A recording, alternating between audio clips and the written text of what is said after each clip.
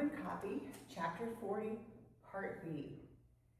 How long have I been here? Where the hell is here anyway? Where is Luke? Where's Mother? These questions swam through Lily's mind as the throbbing pain in the back of her head quickly reminded her of how she got here in the first place. With its concrete walls and stainless steel cabinetry, the room felt cold.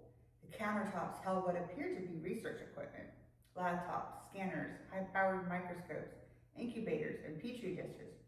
Everything looked modern enough to conclude that this place still functioned. Plus, the humming sounds and blinking lights would have drawn anyone with a modicum of intelligence to the same conclusion. Night had fallen, and moonlight shone brightly through the sole window in the room. She'd been unconscious for at least a few hours. She needed to get out of here, and she needed to find Luke. She sat on the floor with her back against the wall. She reached for her head, the rope cut into her wrists and ankles. Whoever had tied her up knew what they were doing. Luckily, they hadn't trestled her. She tried to roll over, but bumped into something metal. The cold from the concrete floor seeped into her, and she shivered. She scanned the rest of the large room, searching for tools to facilitate her escape. No tools were evident from her low line of sight on the floor. Files dangled off the edge of a nearby counter. However, even her exceptional eyesight failed to decipher the letterhead on the loose papers escaping from the file. A portion of the insignia peeked from the edge, some sort of corporate logo. She remembered seeing the logo before, but where? Lily wished Grier were here. Why did he have to miss the flight? Would he ever be able to navigate his way through the maze of tiny islands and tidal estuaries? He could untie these knots and free her from this imprisonment. His years in the Boy Scouts taught him how to tie almost every type of knot known to man, and his love for boating taught him the rest. The smile on Lily's face couldn't be avoided. Thinking of Grier and his use of knots in some of their bedroom encounters pleased her. Longing to be with him again motivated her enough to try and get out of this place. She crawled like an inchworm and headed for the island countertop. She hoped to find something on the other side that could be useful. A handgun to shoot Mother crossed her mind.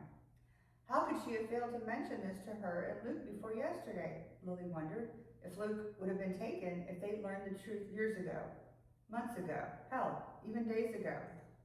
Although angered, she'd never forget Charlotte's heroism in rescuing them. How brave she must have been to come here in the middle of nowhere and rescue her twin babies. Lily always heard of the lengths mothers would go to in order to save their children from harm. And now she knew firsthand.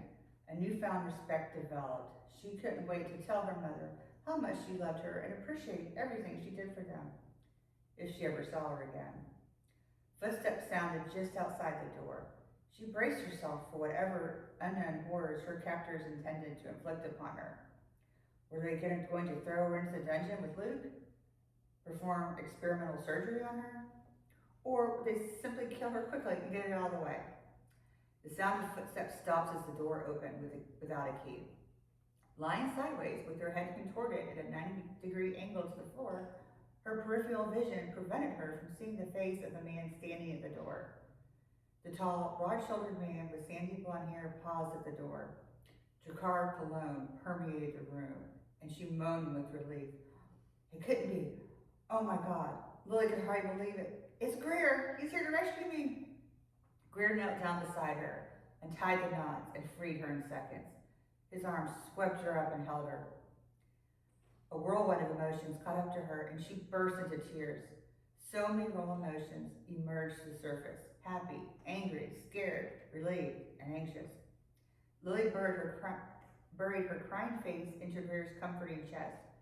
Grier tried his best to soothe her. He stroked her hair.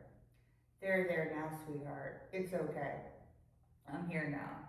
He lifted Lily's chin and looked into her eyes.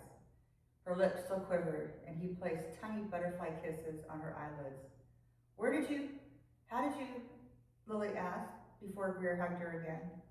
He held her so tight, like he never thought he'd see her again. I told you not to get on the plane without me. If anything ever happened to you, I could never forgive myself. I'm so sorry I missed the plane. Dad got his new heart, Lily. My father's going to be fine. Tears rolled down his cheek. Still, he sounded clearly upset with her. He acted on the verge of shaking some sense into her. for her botched attempt at rescuing Luke. It surprised her he found this place and found her without getting caught himself. However, his last comment struck her as odd. If anything ever happened to you, I would never forgive myself. Grier, how did you find me? He put his fingers on her lips to silence them. Shh, not now. Let's get you some water first. He casually walked to a small refrigerator built into the stainless steel cabinetry. He opened the door and promptly retrieved a bottle of water. After politely removing the cap for her, he threw the plastic wrapper away in a nearby garbage can in one fluid motion. Lilly noticed Grier seemed right at home in this place. Then it struck her like a thunderbolt. Oh my God, the logo on the file, Create Life. Then it all came together. Grier's father founded Create Life.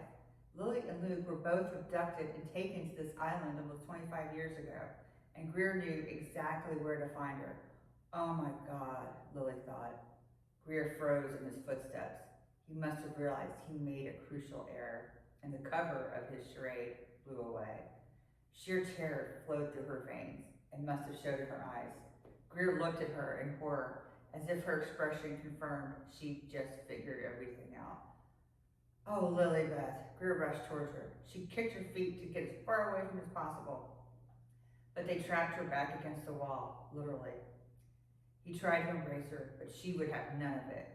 Pounding her fist into his chest, she screamed, "No, no, no!" Then she blacked out. Come back next time for the rest of the story. In the meantime, hit like and subscribe, tell your friends, and if you want to read all my books, go to my website, elementsofmystery.com. Thanks, bye.